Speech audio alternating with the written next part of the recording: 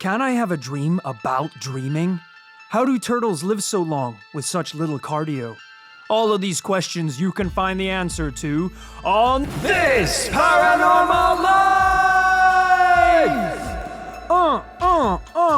Hello everyone and welcome to This Paranormal Life, the comedy paranormal podcast where every week we dive into a different tale, case, claim, or beast and come to a conclusion to decide once and for all at the end of the show as to whether or not it is, in fact, paranormal. Some days it's a yes, some days it's a no, most days it's a no, but that doesn't stop us from coming back. We're the little guy in the wrestling ring who's just trying to make it and make his puppy proud, but he can't box. He can't box for shit, and every week he turns up and gets his ass handed to him. Is that going to stop him from coming back next week? Sure, it will. One time he broke his legs, yeah. But he's still going to keep coming back.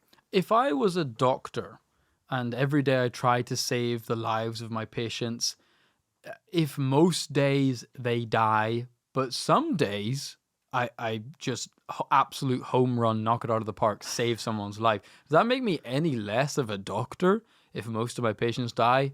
No, because maybe not in title, but their lives are saved are very grateful. And the ones that died, what are they going to do about it? So you've practiced in the medical profession too, I see, brother. No, that was a terrible example. If you're a doctor who's saving a patient shouldn't be what you described as a home run. There's so many rules and protocols and frankly just names of various drugs to remember. Yeah. It's impossible for one guy, just a regular Joe, to keep all that information in his head. So if someone comes in with a problem, it's pretty much just potluck what drug I give them to cure it. Right. You come in with diabetes, I might give you stroke medication. If you come in with a bad back, I might give you crystal fentanyl to smoke. Well, that's it. If you always prescribe the strongest medicine, you're always going to technically be right. So if someone stubs their toe and comes to you and they say, it really hurts, doc, give them some morphine. They definitely won't complain. But that's why Kit and I aren't doctors. We're not therapists.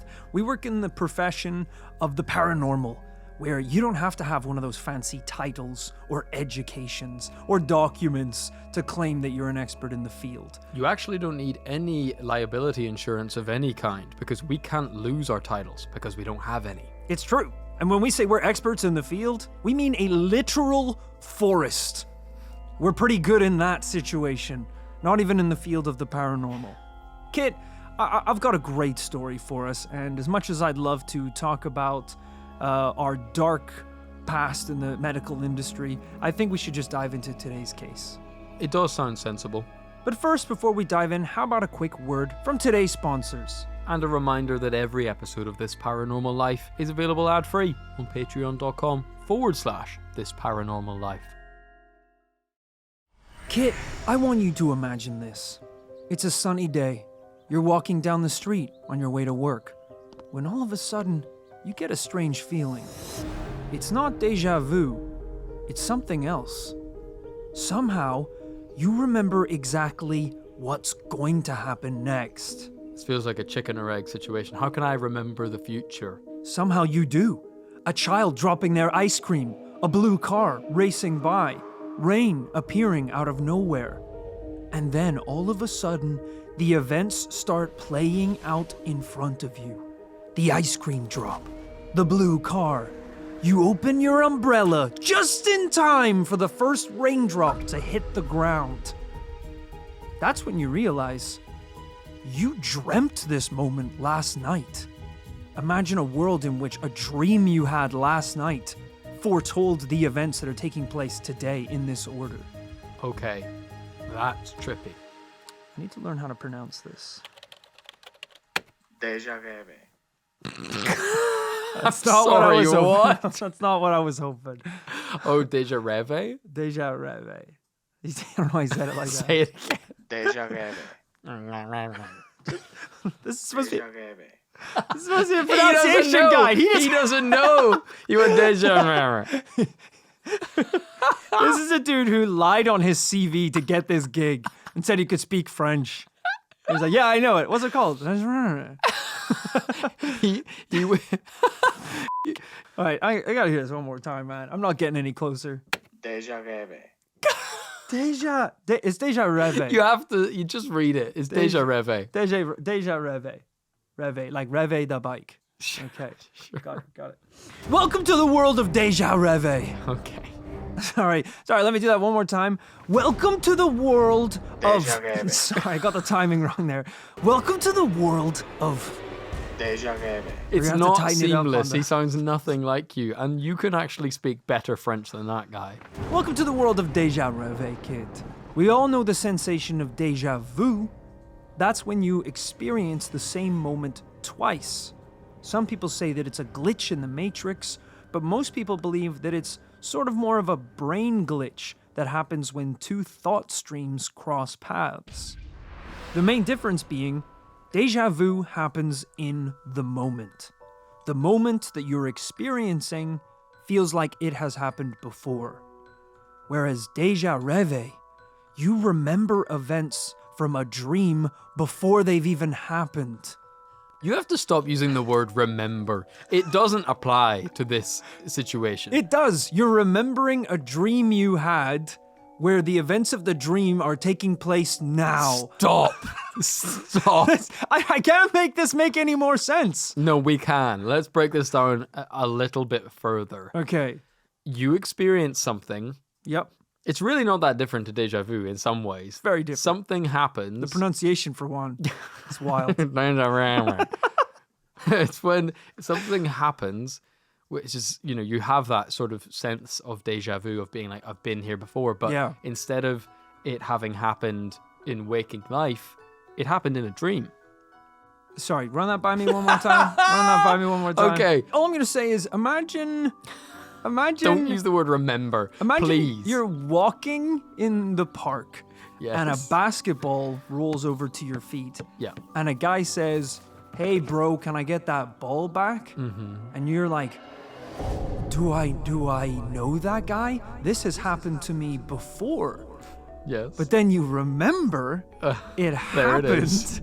in a dream last night. So, as I say, very similar to déjà vu. No. But it just happened in a dream instead of in your waking life. No, because motherfucker, all right, this is where it's different. Then I go, what happened next in the dream? Oh, someone was killed in a car crash. I know the future's about to happen before it happens, so you can essentially change it. Déjà vu, you're remembering the moment in the moment. Déjà rêvé means you're predicting the future before it's even happened. I think I know what you're saying. You're experiencing a moment which has ostensibly never happened before. Yeah. But in that moment, you realize that via the dream world, you know what's happening next. Some Yes. part of your being or your brain knows what's going to happen next. Yeah, it's kind of getting jumbled up with déjà vu and all these sensations, but to simplify it, imagine you dreamt the future. Yes. That's it. You may be surprised to know that it is actually very common in young people. One study said that 94% of students at a university reported experiencing the phenomenon of déjà rêvé in their lifetime. I mean, it gets into, what the function of dreams is supposed to be. Obviously, they're pretty complicated and mystical. But, some scientists think like, oh, well, we've evolved to have dreams because they allow us to experience a rehearsal every night of life. So if a nice way to do it. if you're a caveman and, and then your homie is like, yo, Friday, we're going to hunt a mammoth for the first time. It's going to be crazy. Get some rest. It's going to be a big, long day. The idea being, when you go to bed that night, you're feeling a little nervous. Your brain is like, all right, let's do the dress rehearsal in your sleep. And then, it kind of mentally starts preparing you. And in the dream, the mammoth swings its tusks and it gores you against a tree. And then whenever you wake up the next morning in a cold sweat, you're like, all right, if it swings at me, I know to duck now. Okay, no, you're taking this way too far. I agreed with the sentiment at the start, but now this is Tom Cruise's Live, Die, Repeat. This is reliving the same simulation over and over again. He didn't know to... I'm not going to get bogged down in the caveman narrative, but the idea remains that it is preparation for life. So, there is a potential logic to this, but where this differs from what maybe we're talking about in the paranormal sense is, even if that scientific explanation is true, your brain can't actually predict exactly what's going to happen. It's a simulation. Yeah. It's not predicting the future. It's simply throwing out some ideas. Exactly, because it doesn't know how anything else is going to react. It's a creation of your own mind. For example, when I had that dream that I wore a new pair of jean shorts to school, and then everyone laughed at me and threw me up on stage in front of everyone and kind of and there was a spotlight that came down. How did they throw you up on stage? And they were all going, jean shorts, because they were really not. There must have been a women's cut because they were very high, very high. They were Daisy Dukes? They were Daisy Dukes. I thought that was a brand. I thought that was a male fashion brand. I thought that was a skate team from California. The Daisy Dukes. Hell yeah, brother. Count me in. I don't wear Levi's. I'm more into Daisy Dukes. But that was a creation of my brain. And so then when I wore the shorts the next day, it was just so nuts how accurate it was. You still wore them? I did. Even after all the abuse? I woke up in a cold sweat and said, thank God it was only a dream. Nothing that bad could happen in real life. And then I put on my tiny shorts and went to school. You crying in the principal's office. You're like, I thought they were men's shorts. You're wearing like knee-high cowboy boots. It's going to be one thing for us to just sit and talk about this phenomenon, but what we need to do is hear some stories from people who have experienced this shit firsthand. And that's what we're going to do right now. I found a Reddit thread from a mother who claimed that their child had experienced Déjà Rêvé. And let me tell you, I know the idea of having basically your 6-year-old being the Oracle from the Matrix sounds nice, but apparently it can be kind of terrifying too. The post said, about 6 weeks ago, my preschooler woke up crying with a specific dream about her former nanny being washed out to sea. Okay. The mother in the story obviously comforted her daughter and reassured her it was just a dream. The nanny was safe and wouldn't drown in the ocean. However, the mum thought the story was silly enough that she decided to text the nanny about it anyway. Imagine the mother's surprise when a week later, she got a text message about the nanny. Just a few days ago, the nanny had been walking down by the beach alongside the rocks when a huge wave came and knocked her over, dragging her out into the ocean. She ended up losing her backpack, purse, and phone. A phone which, if she had checked, would have told her that she was going to get washed out to sea before it even happened. This isn't real. It's very real. There's no way that this is the plot to an M. Night Shyamalan film. We've investigated a lot of stories where children are more in tune with the world of the paranormal and the world of the supernatural than adults are. Is it so absurd to believe that a child could have dreamed the future? We've said it before. They are closer to God.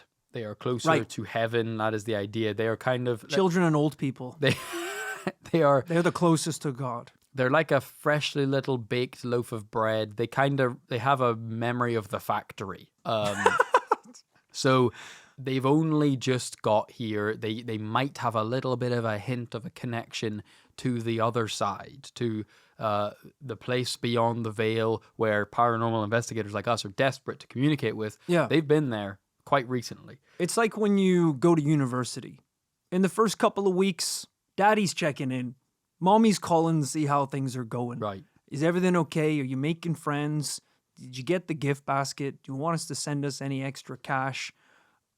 2-3 years into university, they've forgotten you exist. Well, I don't know. Mommy and daddy aren't calling anymore. They should be. They should hopefully be coming to You graduation. haven't heard from them in years. You go home for the Christmas holidays and they moved. They moved while you were studying. I don't know if that's a universal experience, but we'll run with the analogy for now. You're saying that that God abandons the children after a certain point. He just keeps an eye on them till they're old enough to sin. Yeah. And then he's like, all right, you're going to do that for a while. I'll see you back here when you have no teeth and you're shitting yourself again. You are bang on, though. Kids, they are closer to the veil of the paranormal. They might be able to see through and communicate truths from the other side. Now, my 21-month-old, she's almost 2 years old. Yeah. Now she's at that beautiful phase now where clearly she's still close to the other side, but she's now got enough words that she can now string together basic sentences. Right. Mortal terms. You know, mostly it's just ice, ice, ice, ice, which I think is just ice cream. I think she ate ice cream once and now she's obsessed. Who isn't? Is that the name of an angel or some Right. kind of being? I don't know. A sentence she's been repeating nonstop this week is, "Oh no, me table. Oh no, me table. Oh no, me cubby. Oh no, me cubby." I don't know what is nonsense and I don't know what is deep paranormal knowledge. Wouldn't it be great if when we die and get to the pearly gates, you see your first angel and you're like, oh my, I'm honored to be here. This is such a joy to finally reach heaven in the afterlife. And the angel's like, goo goo gaga, ga goo goo goo. And you're like, oh, that's why babies talk like babies? Babies get to earth and they're like, thank you, Jesus, for teaching me how to speak. And then they get here and they're like, why are these guys talking weird? They speak baby in heaven. You know, you couldn't tell it, but in all those New Testament depictions of Jesus and the disciples, they were all rocking nappies under those robes. They really were. Look, hey, I get your skepticism of this post. I will say that, you know, the woman who wrote this, the individual, did follow up a number of times. Okay. And included some details about herself that did also make me a little bit skeptical. Some of the things she wrote alongside this story were, I can sense things too if I try and I'm drunk. Okay. She said, I have a spidey sense for assholes and scammers. And that sometimes a psychic friend asks me to see for her. Oh, interesting. So I guess she's implying maybe the reason my child is having these experiences because I think that I'm also kind of attuned to the supernatural world. Got you. Yes, a kind of X-Men genetic ability. Yeah. But kid, it doesn't matter if we believe this woman or not, because in a way we do know that Déjà Rêvé is real. Now, you could argue that it could simply be your brain tricking you, but some people claim that they have dreams so specific that it's basically a one-to-one prediction of the future. There are people all over the world who tell stories of visiting places in the real world that they swear they visited in a dream before. They've met people that they claim they've already met in their dreams. And maybe most paranormal, dreaming of disasters before they even happen. I was going to bring this up. Isn't this the premise of the Final Destination franchise? Yes, if you ignore the dream aspect. Okay. It's the Final Destination movies are essentially someone has a vision of a disaster taking place. Okay. Seconds before it happens, they prevent it. That's right. And then death is trying to catch up with them and kind of fix things. Good movies, great I was going to say, yeah, a bit too gory for me, but a good premise nonetheless. I think the disaster one is particularly kind of terrifying because what do you do if you have a dream where, I don't know, if SeaWorld explodes and there are shrimp and fish flying through the sky?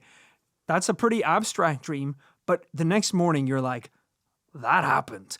That was real. That's going to happen in this world. Do you have to fly to Florida where the SeaWorld is and try and convince them not to proceed with Friday night's big fireworks show? I don't know. Maybe you don't know until the disaster takes place. Well, the most famous case of someone dreaming about a disaster before it happens is actually one that we've talked about on this podcast before, kid. And that is the fact that US President Abraham Lincoln himself dreamt of his own assassination weeks before it happened. This is true. This has come up on the podcast before. For those of you who don't know, according to Lincoln's bodyguard and lifelong friend, Ward Hill Lamont, just a few days before his assassination, Lincoln shared a recent dream that he had experienced. In his dream, he was walking through the east wing of the White House when he discovered a group of soldiers and mourners standing in a circle, guarding over a corpse on the floor. When Lincoln asked one of the soldiers who had died, he simply replied, "It's the president. He was killed by an assassin." Which is already very specific. I mean, if it had just been he saw himself on the floor, that would be one thing. But this fucking dream security guard is basically like, "Don't go to the theater." Well, I wouldn't go that far. He's basically, the president was killed by an assassin. That's a lot of detail, you know? Abraham turned to a guard, said, "Whose funeral is this?" The guard turned around. It was Morpheus. All I'm saying is, if in my dream, you had grabbed me by the shoulders and said, "Don't wear the jean shorts," I might not have worn the jean shorts. It is true. It's a famous tale, and it's a pretty convincing one. Now, fair enough, assassination is probably top of mind when you're a guy like Lincoln. Sure. So it's not outside the realms of possibility that this strays into coincidence. But it's certainly a very high-profile, successful premonition by dream.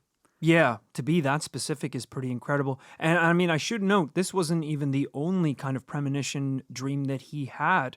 Members of his cabinet also recalled that on the morning of his assassination, the president had also told them about a dream that he'd had where he was sailing across an unknown body of water at great speed.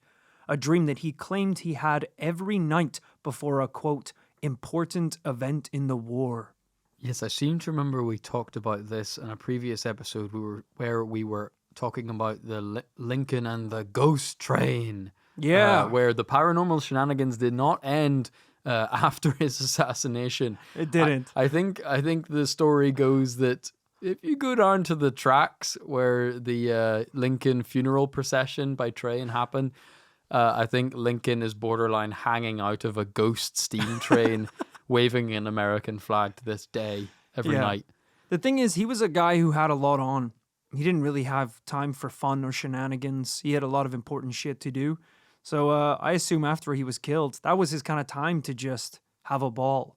I mean, I don't know if it's going to come up, but on the topic of kind of famous or influential characters throughout history, there's not only people, Rory, who have predicted the events of the future through a dream or a vision, but there's also countless people who have seen visions or had dreams in which they have breakthrough scientific discoveries or intuit knowledge that would seemingly be impossible to obtain in the dreamland, but then it just comes to them and then they solve it then in the waking world. Isn't that crazy?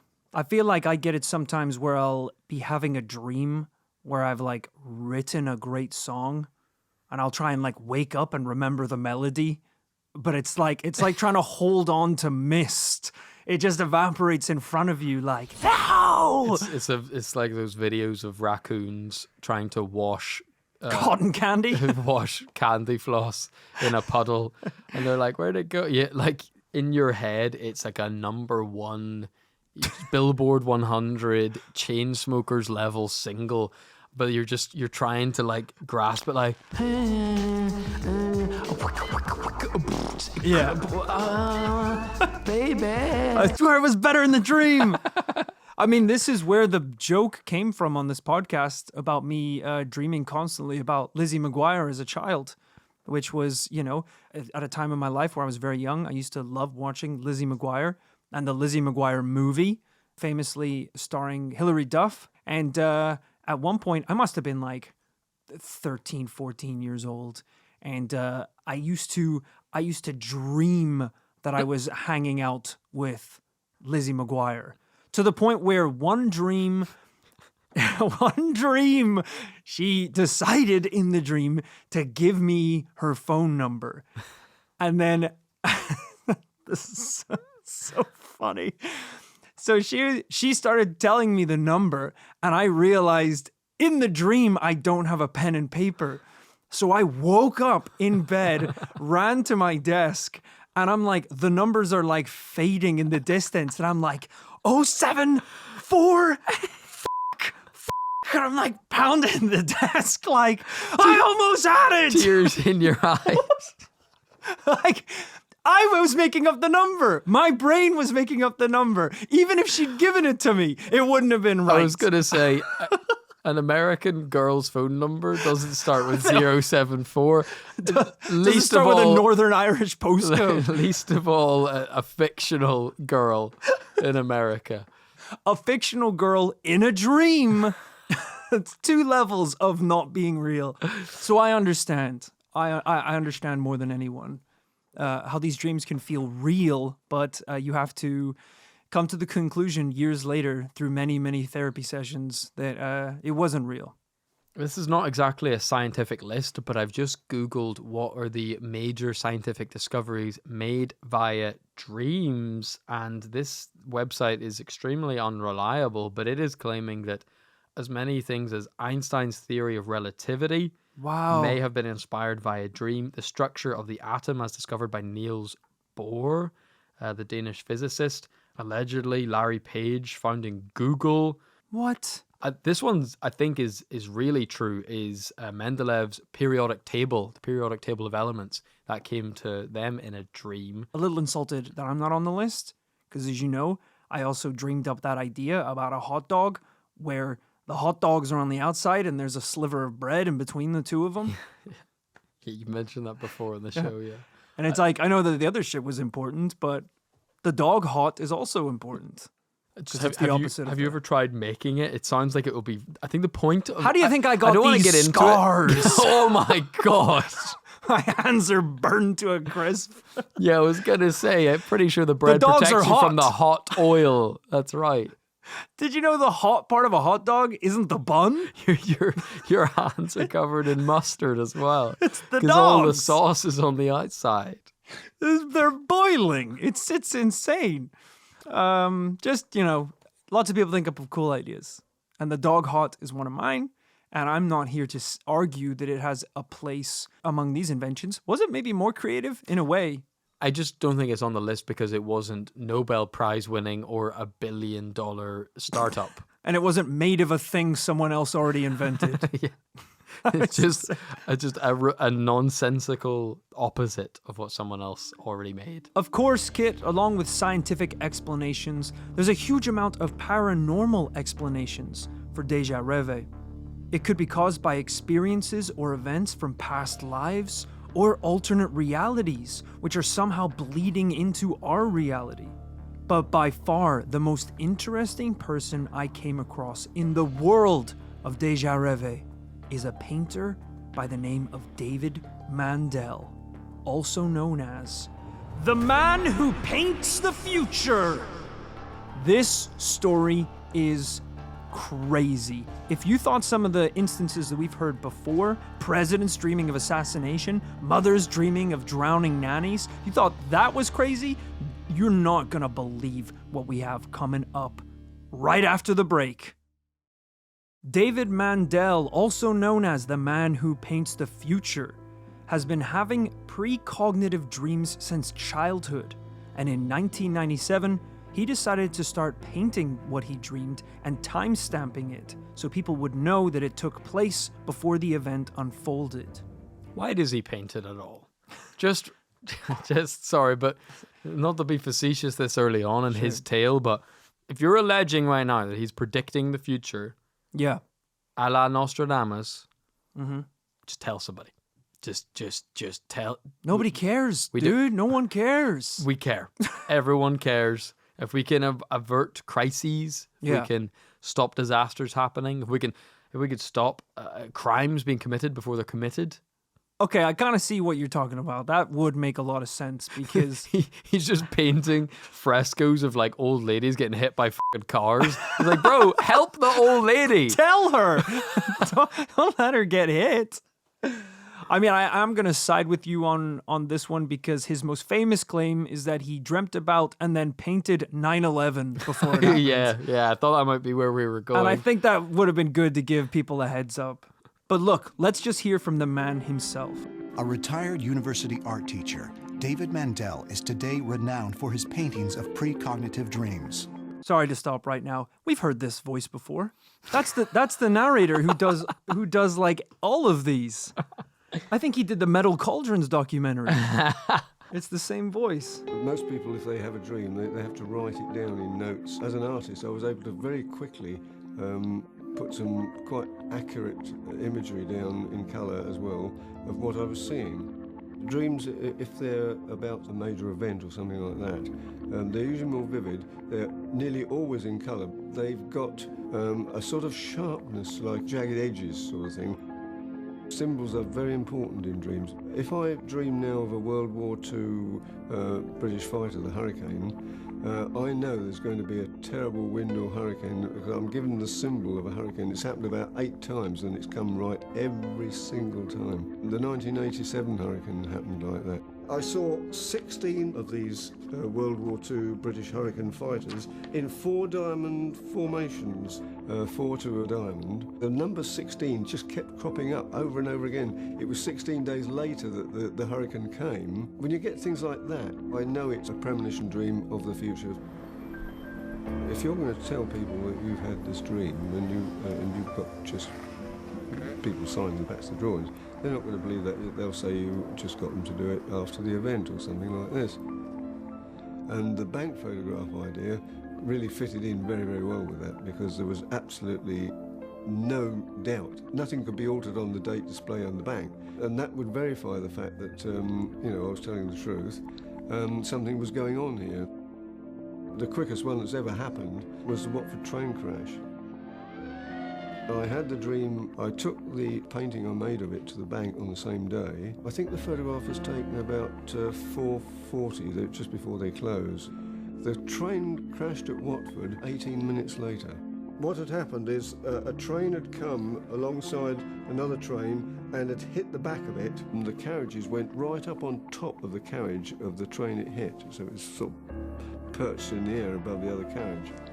There must have been people boarding this doomed train while I was having the bank photograph taken. Wow, what are your thoughts, Kit? I mean, in that short clip, we saw some of the paintings he had done, and Kit is already smiling, which is worrying me slightly as he looks down at the pictures and the paintings that have been done by this individual. This man performed macaroni art. These are and claimed these are detailed depictions of dreams. Detailed is there's about 35. He's watercolor fucking paints about 35 different colors and smudges. It's a complete mess. I can't tell what's going on. And then after the fact, he's claiming that this is a train crash. You're right. This thing is a train wreck. This evidence is a fucking train wreck. I mean, they've done a few cool things in this interview where they've put them like side by side, the paintings that he did and, scenes from the crash. I mean, the bottom painting that you can kind of see, there's like there's railroad tracks, there's fire, it looks like an explosion. I mean, I don't think he's going leaps and bounds to draw parallels between these two pictures. Maybe saying you saw hurricane bombers and then a hurricane happened is a bit of a leap. But then he said that happened 8 times in a row, which is kind of crazy. Yes, I mean, this is the most literal one. It is clearly a painting of a train. There's people, there's passers-by, they're pointing to an accident, there's flames, and devastation in his painting. And it did correlate with an event. I mean, I don't know where he is in the UK, but fair enough. It's in the same country. I don't know how far away this is. I think right now he's currently in some sort of high security prison because anything he paints seems to come true. He's in a Montauk sort of CIA research facility. I mean, there's a lot of interesting questions raised here. I mean, it's crazy to think that this has been going on so long for David that even as a child, people were warned to stay away from him. And they kind of drew the wrong lessons from it, which were basically saying, why did you do this, David? Why did you make it happen? And he's like, I'm just having the dreams. Like, it seems like it seems to be in a situation where, I don't know, maybe if he didn't even paint it, it would still happen, but he might not remember it. I mean, using art to, process his information and these premonitions is a common thing. Like when you, the other day, found my sketchbook that I keep here in the office, and it was filled with all those drawings of, let's say what it was, cat girls. Yeah, I wasn't going to bring it up. It was cat girls. That I think that's gonna happen. That's why I wanted to capture it on so many pages and in so many poses. I really think the future. I think it's coming. So You're not that was good the at drawing. explanation behind I it. thought most of them were just cats. I didn't know if it was a relief or more worrying when you explained to me and pointed out, and I could eventually see it, that they were cat girls. All the drawings in that book, they're premonitions. So all the weird shit, the Sonic the Hedgehog fan art that I drew, Yeah, I don't know if that qualifies as fan art. that comic book that I wrote called Power Man, that was just predicting the future. So it wasn't like, I didn't think it was going to become anything. Power Man, the graphic novel that I wrote, I didn't think it was going to become. I didn't actually think that it was, maybe going to get spread around a little bit and become like kind of an indie thing and get a bit of traction and then maybe get optioned for, a Netflix or Amazon Prime series. And then I guess, would it be crazy for the creator to play Power Man in the movie or the show that or something? wouldn't happen because Power Man was terrible. I flicked through it when I was waiting for you to set up the cameras the other day. Yeah. His only ability is that he is double the bladder size of a normal human. He has a lot of other abilities. That's just the one he likes to talk about a lot. Because it is one of the more impressive ones. Is And that like, he can I guess it's like vaguely useful in life, but like I feel like some people probably just have that ability anyway. he could just, we're talking about not peeing for hours. We're talking about the ability to. But it's like, It's a long but time. it doesn't. How can he like help people with that? Do you know what I mean? Like it doesn't make it. It's not Superman level, is it? Super strength level. Yeah, it's kind of like if a train had gone off the tracks and he was holding it together, he can't. He wouldn't be able to. He's really weak. But if he could, a hero who had to hold it in place for a long time would have to eventually let go to go take a leak. And all the stuff that was ripped Power Man straight out of Popeye, with him like he gets his strength from like eating dog hots, but it's like you don't explain at any point in the novel what a dog hot is. We're kind of left to the imagine, like the drawings are not good enough to interpret either. I don't want to baby the reader. I just think, they'll pick it up as they go along. I didn't explain what cat girls were, and people seem to pick that up pretty fast. It pains me to say this, but I think you actually might make some money at least drawing cat girls. So I think you should give up Power Man and stick with that. All right, kid, I think we're getting a little off topic.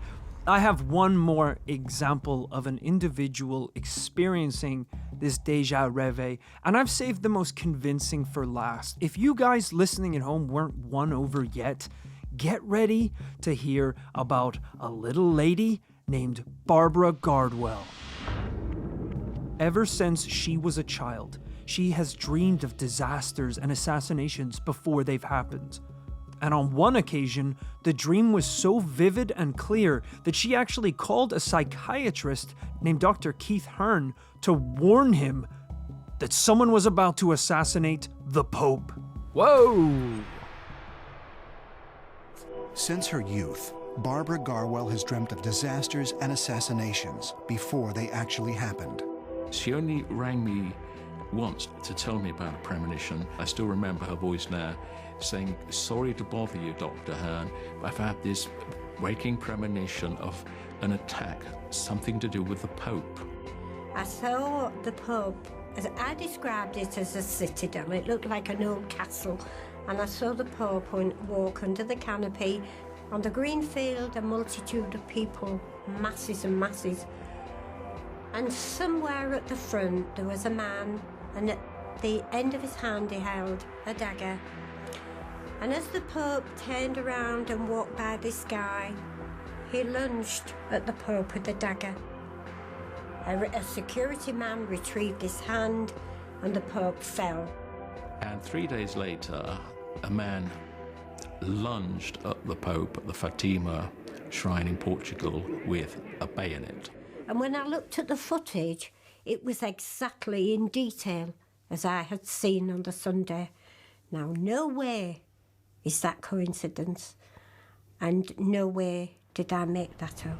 Wow, another crazy example, Kit, of someone who claims to be experiencing Déjà Rêvé.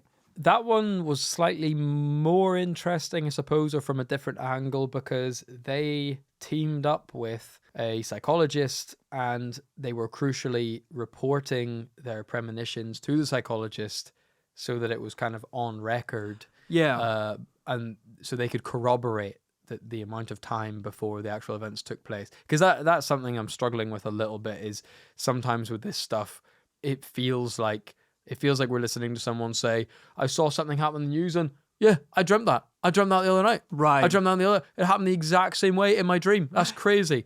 Yeah, I told my wife. Yeah, I told Sandra, didn't I? Yeah, I did. Yeah, I did. But at least in this case, she told this guy and he's like, yeah, that's kind of crazy. And it's kind of always 3 days. Yeah, hers is really interesting because, as you said, she's getting someone involved in the situation, a psychiatrist named Dr. Keith Hearn, who appears to, from the video we watched, to have even written, Right. some either books or literature on this subject of premonitions, which is a great idea. And I think that's kind of what David Mandel is doing. His paintings were just a way for, if anyone questioned him, that he could say, well, look, this happened. This is before it. I can prove to you that this did happen. And that must be something that happens a lot with people who claim that they've had this experience before, is people going, you didn't. Show them, how do you prove it? How do you prove you had this dream? If you don't write it down, take a picture of it, paint it, or tell a psychiatrist about it and warn the Pope he's about to get bonked on the head. Well, Rory, I don't want to drop a bombshell on this podcast, a game-breaking, mind-boggling bombshell, but we're recording this at a strange time. A strange time indeed, because we shouldn't even be recording this right now, because we were supposed to record last week and we had to move the whole thing. So, even the timing of this is weird, but last night I had a dream. I'm not even a dreamer. Some people have very vivid dreams every night. I'm not one of them. I'll have the occasional, whatever kind of fuzzy memory of a little thing that might have happened, but last night, though, it was as clear as day. I can picture it even now. Wow. And this was last night? Maybe I'll tell you it, and then you can decide whether you think this is a premonition or not. Okay. Could be a potential case of Déjà Rêvé. Okay, I hope you know that I'm going to decide whether it's a premonition on how good or bad the dream was. If it's a dream where a donkey kicks me in the side of the head while I'm in a field, it's not a premonition. But if it's a dream where for some reason somehow I die in some sort of blowjob avalanche, then it's a double yes this week. That's a certified premonition. Girls with whiskers. Premonition. Give me my pen. I have to draw. I must. It's like you have a boner. You have a boner right now. Unlike many of these other premonitions we've heard about today, this one has a very finite date. I can tell you the day, nay the time, that this will come to pass if it comes to pass. Oh, God, no. That's because this dream was us on stage on the first night of our upcoming US tour. And this isn't some kind, I'm not telling you the story as some kind of crowbarred in tour promo. This is really, I had this dream last night. That's crazy. And where would people get tickets for this tour, though? Right, well, where would they get them? Seeing as you're asked down, this paranormallife.com. Sure. And is it just LA? Is it just LA? It's actually 8 more cities. Wow. Across the US. Tell us the cities, Kit. And this is real, not a dream. Sorry. This isn't the premonition. Yeah. A bunch of other cities. San Francisco, Chicago, Boston, Manchester, and then a bunch of other ones. But the dream. Sorry, the dream. Right. Tickets on this paranormallife.com/tour. Yeah. The first night of our tour is Los Angeles. And I don't know what about this dream told me that it was Los Angeles, but I felt intuitively that it was the first night of the tour, that it was, because let's face it, any touring show, you're working out some of the kinks, the production, the whatever, on the first night. Those first night nerves, it's normal. And, crucially, me and you, Rory, we don't know if the shit that we're going to say up there is going to land. Is it going to be funny? Oh, God, Is no. the audience going to laugh? The dream was basically us coming out to 500 frowning faces in Los Angeles, completely dead silent. We're giving it every bit of energy that we think we need. How are we doing tonight, Los Angeles? nothing. Absolutely nothing. And then, you know how, like, on stage, a half-second silence feels like 10 years. Oh, my God, Suddenly, we're crumbling. We're crumbling under the pressure. I'm looking at you. You're looking at me. We've lost track of who's supposed to talk next. Oh! It's like, who's heard the podcast before? To make matters worse, for some reason, We're in jorts. There's a... We're in Daisy Dukes, cowboy boots, and one of those little tops where it's tied like a bow. It's a hurricane outside. What? So the entire time we're on stage and the audience is silent. Outside, it's just... the wind, Right, doors just flapping. the wind is. I'm shouting back to the sound guy. I'm like, can we do something about this wind noise? It is. I can't hear myself think. Oh my God. The wind howling. I'm like trying to keep the start of the night energy going. I'm like, I gotta do something. I jump down off the stage to do a little, like, you know, running high five across the front of the stage. No one holds up their hand. Wind howling again, rain beating down. In fact, do you think this is the right time to do a high five chain? That'll get everyone going. A bunch of high fives from an unresponsive crowd. And then, you know, the way you just kind of wake up just at the peak of God. the absurdity of the dream. I'm just on stage, basically just like shouting to the back of the hall, like, are these walls made of paper? Why is the wind so loud? And then just about then, I woke up. Good God. So there's a lot of time for us to work on the material the first couple of minutes of the show to ensure that kind of stony, even the stoniest Los Angeles crowd, Right. their ice will be melted by our charm and our wit and our humor. I might have to contact the Vermont in East LA and just make sure, just ask about the soundproofing, see what the weather forecast Any is weather looking warnings? like, see what it sounds like on stage. I'm a little bit worried. I don't know. Do you think that's a premonition? I hope not. My God. I mean, the only thing that's kind of funny about it is that I think this dream was also partially drawing on a real life event that happened to us in the past, which was, for those who don't know, Kit and I also make music together. And very early on in our music career, we were playing a showcase night in Belfast. Oh my God. That had to have been a dream. Oh my God. Because it was a nightmare. Like the amount of shit that went wrong, it was on this levels of preposterous. It might have been, if it wasn't our first gig ever, it was our second. It was our one last. of the two. Yeah. If it wasn't our first, it was definitely the last. The day of the gig, there was a once in a generation blizzard that rolled into Belfast. Unheard of. Essentially, like, people were snowed into their homes. It was so insane. And we were already, you know, scrambling for numbers at the door. We were like pulling in favors to get friends in for this thing. It was going to be a small crowd. It was anyway. already going to be empty. In some ways, the storm saved our reputation because we got to blame the lack of attendance on the weather. I think things got progressively worse when the news had to make a public statement saying, stay home. Do not leave your homes. It is dangerous out there. Rolling blackouts. Yeah, that decided to not happen until, I believe, 7 minutes before we went on stage. Every light in the venue, every piece of equipment, dead. In pitch black inside the venue. It literally like the start to a horror movie, like all these strangers locked in a room in the middle of winter and there is now no power. Somehow a hurricane outdoors, and I mentioned this venue has paper walls. I will never forget that night. I remember we had to leave for some reason. Maybe we had to go get something, some equipment or some person, and come back to the venue. I've never seen anything like this before or since, where normally, if there's like a blackout, it affects like houses, businesses, lights go off, things like that. No.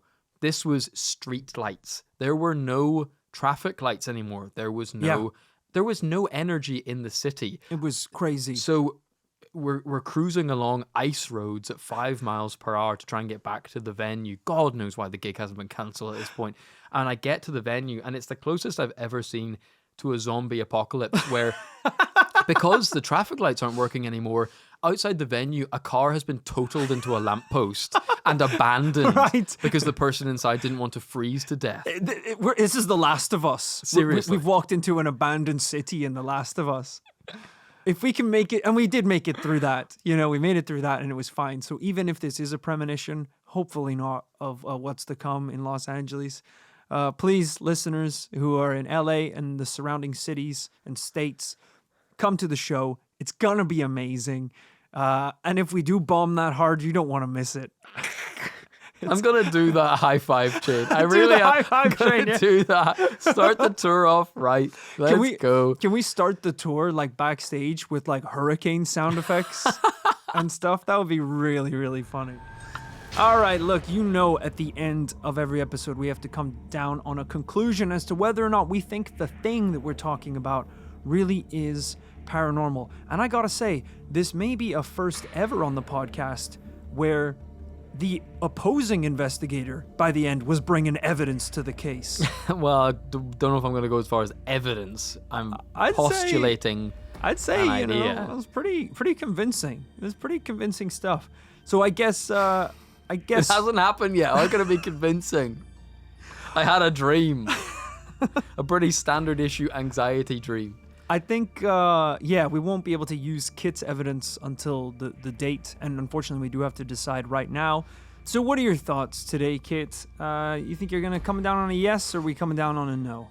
I'm utterly torn because, I've read a Carlo Rovelli book or two about how time isn't real. Sure. Now, I'm not a physicist, so I barely understood even the introduction to his book about time, but I'm pretty sure he knows a lot about time, and he talks a lot about how time isn't real. Guys who study time notoriously think time isn't real. Yeah. That's like their whole thing. And they're telling the truth because they're basically destroying their own profession. Right. This is like a baker saying bread isn't real. Yeah. This is insane. You won't. This is the last thing he should be doing. Bread isn't real. Just going into a bakery, I'll take a loaf of sourdough and 2 croissants. He's like, great, that's gonna be £5.20, and you know it isn't real, right? What? And your total comes to nothing. But that's how physicists talk. The point being that I don't know what's going on with time. So if we're saying that this whole phenomenon centers around time happening out of order, well, I don't think any physicist would agree with me, but maybe there's something there. Maybe it's not completely outside of the confines of the universe. Right. That some kind of wormhole opens up and the events of tomorrow happen today. I don't know, but it feels pseudoscientific in a fun way. But on the flip side, I do struggle with premonitions. Premonitions have come up all the time in this Paranormal Life. We've covered them many, many times, from Abraham Lincoln to the Aberfan disaster and many, many others. Where I struggle is with the vagueness. Even Nostradamus himself, he's famous for his premonitions. He published over 6,000 premonitions. Right. More than a couple of those didn't come true. That's painting with a broad stroke. It really is. And if you're having a dream about a hurricane, if we're saying, like I said earlier, if a hurricane can happen anywhere on Earth to prove your premonition true, well, you're casting a pretty wide net. Yeah, I understand what you mean. I think I'm having the same kind of struggles. And the hard thing is, you might say to me, look, Rory, if you had experienced this, the feeling you would have in your body, you would understand it to be something otherworldly. You would know. It's not just a coincidence that you had this dream and the event took place. You can feel it. But the counterpoint to that is, I'd say even more than Déjà Rêvé, humans have experienced déjà vu. I've experienced, you've experienced it. And that is a phenomenon that has that same sensation. that in the moment this feels supernatural and otherworldly. It feels like a glitch in the Matrix. That, yeah, time is like a record skipping a beat or some sort of strange overlap. But I wouldn't go on record and say that I think that is paranormal or supernatural. So it might be a leap to say that this sister of it, Déjà Rêvé, is also paranormal. I think because of that, even though we've heard some fantastic examples today in the episode, I think it's going to be a no from me today. I can only work with the evidence I've got with the specific examples. I think based on that, it's a no today. Wow, a double no, but a great story. I thought this one was super interesting. And if it's true that so many people, as cited in these statistics, have experienced this in their lifetime, I want to know, listeners at home listening to this right now, have you ever experienced this? Have you ever had a dream that was a premonition of events yet to come? Let us know. You can email us at thisparanormallifepodcast@gmail.com. And you can also submit any paranormal stories or cases or beasts that you would like us to investigate in future episodes. Whether those are stories that have happened to you personally or just some really interesting ones you've heard about online and want us to dive into ourselves. Thank you so much for listening to this week's episode. We hope you guys really enjoyed it. As we said, Kit's dream, parts of it might not come true, but there is at least one part that is coming true, and that is the fact that on Friday, October 6th, we're going to be at Los Angeles performing live at the Vermont. Woo-wee. And that is only the start of our US/UK tour. We're going to be in San Francisco, Chicago, New York, Somerville, then Belfast, Manchester, Glasgow, and London. Some of these shows are getting super low on tickets. I think specifically Chicago is getting really low. Chicago is almost gone. I know that some people are thinking of traveling to that one because, we're sadly missing out a number of states this time. So if you want Chicago tickets, you have to move now. The others are moving too, but that one is very close to sell out. So head on over to thisparanormallife.com to get your tickets. I should say, we say, you need to grab tickets in case they sell out. This is not based on nothing. I'm looking at it in our studio. I'm looking at a poster for last year's UK tour right now, and it was completely sold out.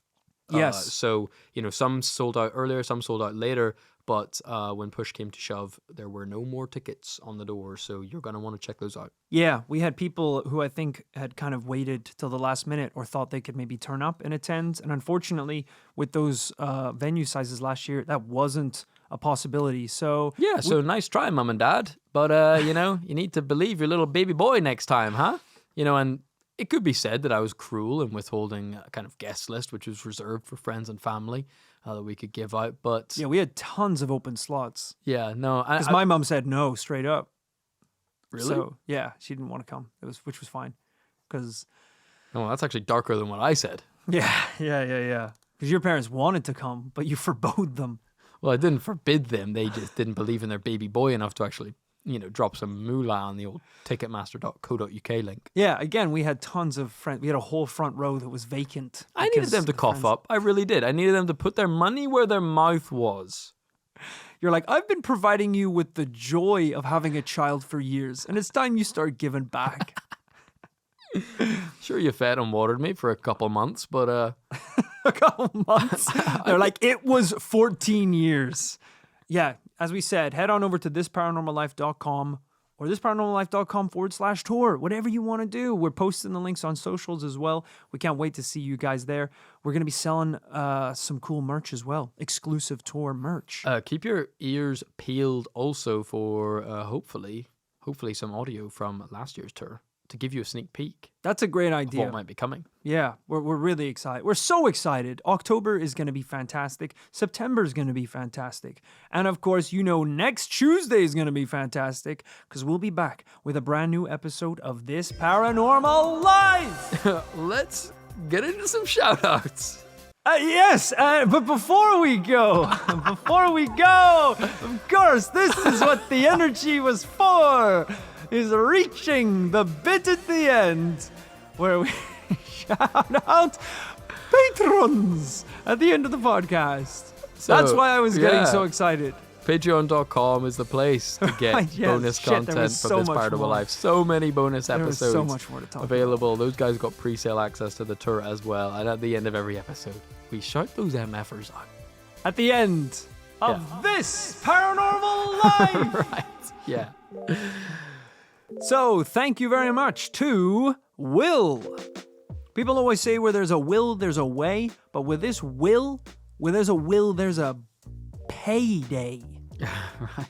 Because I don't know how he did this, but he dropped $1 million. Are you serious? He gave us $1 million. My voice changes. Are you f***ing serious right now? Sorry. Stop the podcast. Stop the podcast. We're done. Yeah.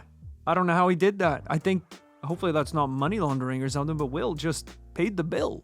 Wow, Will, I didn't think you had the gumption or the gonads, but I guess you actually pulled Be nice, through. be old kind boy. to him. Don't I didn't say. think you had the fucking manhood Don't be mean. to 'cause be I able think to that- pull through and actually send us something. Withdrawn. Huh? Withdrawn. He heard this somehow, and it's I gone knew now. you were a coward, Will. I knew it. This is why I rag on you, Will. I just knew it. Thank you, Will. Thank you also to Yoda. Kit, you were a little disappointed at the Belfast live show last year when Yoda didn't show up. No, he tried to show up. He tried. Oh, right. Just he wasn't at the show, and I tried to give them free tickets, so I assumed they didn't come. I But I keep forgetting that you basically locked them out. He was on guest list, yes, but then when I found out on the night he was on guest list, I furiously acted out, told the security to actually ban anyone called that, because if they didn't have the gumption to pay for a full price ticket, even a comped ticket, I didn't want them at the show. You told the security guard, ban all Greer Mulvenas, and he grabbed you by the throat and threw you out. You're like, not me! He was like an AI. He couldn't differentiate. Thank you also to Pernilla Johansson. Pernilla Johansson, you know, another culinary inventor such as myself, who thought that ice cream could be improved upon, and came up with the flavor of Pernilla. Oh, so it's a mashup of vanilla and what? I'm not legally allowed to disclose the second half of the mixture, Whoa, doesn't sound good. but I'll say this much. The vanilla is subtle. It's mostly redacted. It's mostly the redacted ingredient. But Pernilla, I'm glad to have you here. It is technically food, and we need that at the commune, so welcome aboard. Thank you to Jamie Curry. Jamie Curry makes researcher Amy worried because Jamie is listening to every episode like a hawk. Whoa. Like a hawk. You know, most listeners just listen to an episode and go, ha ha ha, very funny. Jamie listens and goes, wrong, Amy. This didn't happen in 1956. It actually happened in the winter of 1955. Right. Oh, she's So just every little on detail. it, detail oriented. So, researcher Amy is sweating bullets writing these scripts. That's why, in that situation, the words allegedly and reportedly go a long way. They Right. cover our backs, you know, which is why we say allegedly at the start of almost every sentence. So, checkmate, Jamie. Checkmate. Thank you to Steven. Steven will never stop believing. You know, he's got the faith. He's got it strong. Problem is, he's believing in everything. God, the devil. He believes in everything. Scientology, Mormonism, everything that can be believed in, he believes in it. The Tooth Fairy. It's covering all his bases. That's Santa for sure. Claus. Yeah, it just means when he gets up there or down there, we don't know where Steven's going, he can say, hey, I always believed in you. And that's technically not a lie, so it's a good system, Steven. And thank you, lastly but not leastly, to Tim McCool. Tim McCool is a real boring f***er. That's so You rude. would think by his Even if sorry, he was, it's just even if he by his- was, by that's his a mean last thing to name, say. like that is catfishing. Tim McCool. Right. You think this guy's slicked back hair, tattoos, cigarettes, sunglasses. You're just saying a lot of He actually things is now, all but- those things, but he's just into really uncool stuff. So he does have slick back hair and he tattoos, looks and insanely rad, but he's all Okay. he cares about is Lego. that's still kind of cool. What kind of Lego? Star Wars Lego? Yeah, I'm just kind of jealous, to be honest, of the looks. Yeah. So I'm It kinda sounds like just he's also pretty lashing confident out. about his hobbies, which is a cool thing Yeah, too. So well, sure. And like, I like Lego too, but like, I've hid that because I didn't think it was cool. So is that cool? Because you hid it because you couldn't I'll build talk. it. You didn't hide it when you were building it, but then I saw you. You gave up. You smashed it. Alright, shut and up. then you pushed all Shut the up. pieces under the rug. All right, shut up then. Shut up. All right. I think you're cool, I hate Tim. you, Tim. I think You're a real son of a B word. I'm gonna slash your Lego Death Star. I will, Tim. I'll do it. Invite me over. Thank you to Tim, and thank you to everyone who supports this podcast. We couldn't do it without you, honestly. And we're so excited to meet a whole bunch of you while we're traveling the world for our live shows coming up in October. Thank you for listening. And then, is it the end now? Can I go high again? You can go high. Thank you for listening, everyone. high. And remember that we'll be back next Tuesday for a little episode of This Paranormal Life. Decide when you're ending. Decide.